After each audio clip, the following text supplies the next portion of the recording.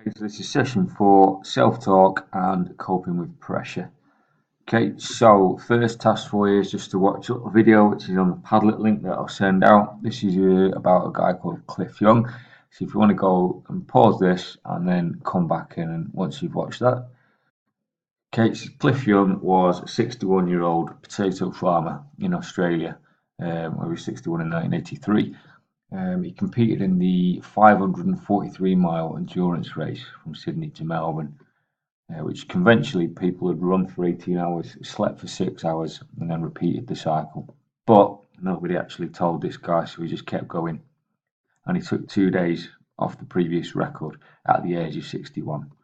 Okay, so the moral of this story is if you've ever been told by anyone that you can't do something, do you believe them or do you try and prove them wrong? Okay, so that's very important for football. So, in terms of how it might affect you on the pitch, something called fear of failure. You might have negative thoughts, like focusing too much on the result rather than the actual game itself and what you're doing, and that can affect you in a negative way in training or in games. Okay, so it fits in a little bit with what we did in terms of setting goals and how to win. So, looking at process goals, the journey, not the destination, rather than outcome goals like you've been on losing. Okay, to make sure you enjoy what you're doing. So when you do get this fear of failure or choking as it's called, it turns you back into a beginner, like an amateur. Okay, so the phrase to remember is a winner hates to lose but isn't afraid to lose. So they'll take the risks and they'll try and work really hard rather than just try not to get beat. So in other words, you've got to dare to lose to win. Okay, if you're going to go down, do it with no regret. So up there in the right hand corner, the Nike motto, just do it. Okay, so there was some research in the 1990s with some elite ice skaters versus some ice skaters that didn't quite make it to elite. And they found the big difference was one group fell over more often than the other. That was a major thing that was different. And the group that fell over more made it to elite because they made more mistakes, but they got up more as well. Okay, so they became tougher and they learned better. Okay, so mistakes are a good way, a good thing. So don't let them affect you during the game. See them as a learning opportunity. It's a quote from Michael Jordan. I've missed more than 9,000 shots in my career. I've lost almost 300 games. 26 times I've been trusted to take the game-winning shot and missed. I've failed over and over and over again in my life, and that's why I succeed. So very important, especially under 12s and academy football, that you make mistakes. You're not scared to make mistakes. It will make you better. Michael Jordan, arguably the greatest ever basketballer. Some other famous failures. Michael Jordan's on there again. Actually got cut from his high school team, went home, cried his eyes out. Albert Einstein couldn't speak. He went on to be a famous scientist and won the Nobel Prize. Walt Disney apparently didn't have much imagination, was fired. Steve Jobs, who was obviously Apple chief exec, was removed from his own company. Oprah Winfrey was told that she was no good for television, then went on to become a multi-billionaire in America. And the Beatles were actually rejected and they had no future in show business. So if you've never failed, you've never tried anything new. That's why it's important to make mistakes. So it's what we call a growth mindset. So if you look at the column on the left in orange, this is what you need to be a top performer. Challenge yourself, seek feedback and criticism from people. You can develop your talent with more effort and never giving up.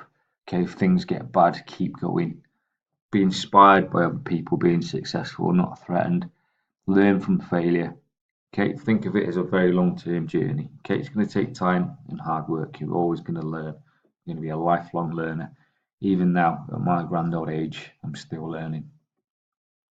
So how do we feel when we fail?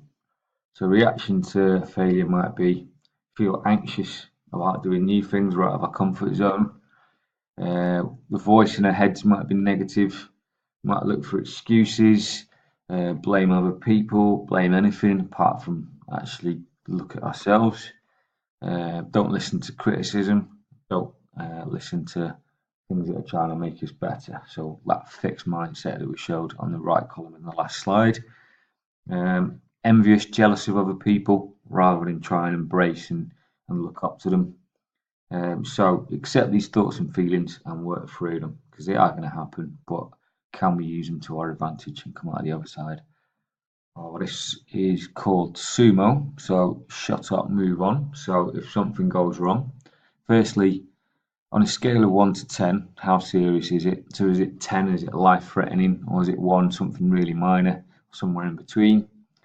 How important would it be in 6 months' time? Okay, so is it still going to be like a 10 or a 9 or an 8, or is it just something you'll forget within a week? Is the way that I respond to it the right way? So you can see the guy smashing his alarm clock, not really an appropriate response. And then how can you actually use that situation to your advantage?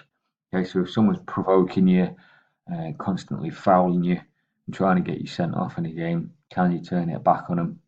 Okay, what can you learn from it? How can you do it different next time? And what positives can you find to take forward? So again, fixed mindset stuff.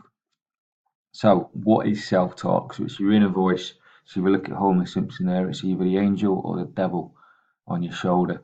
Okay, so the angel's the one that's telling you you're good and you're great at stuff and you're doing really well. And the devil's the negative voice is telling you you're going to lose and you're bad and you're bad for making mistakes. Okay, but there's no reason that we have to listen to the devil over the angel. Okay, that's your brain playing tricks on you. Going back to what we said already, you can do stuff if you apply yourself and don't mind making mistakes.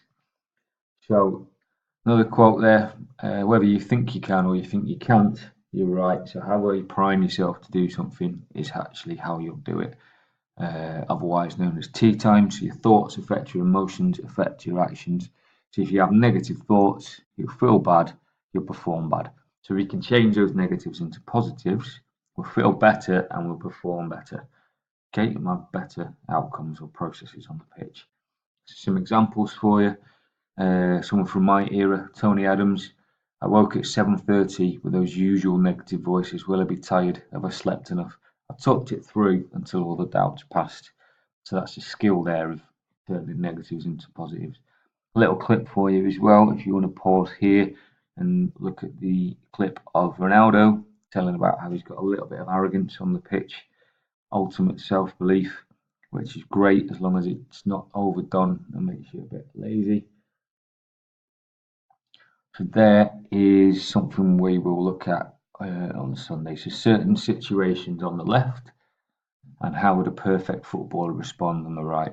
Okay, so have a look through them, see if you can come up with an alternative. So what happens if the ref gives a bad decision, you're being criticised, and all the ones on the left? What would you do about it? What would a perfect footballer do about it? And can we try then to copy that? Okay, so let's say we will have more of a look at that on Sunday.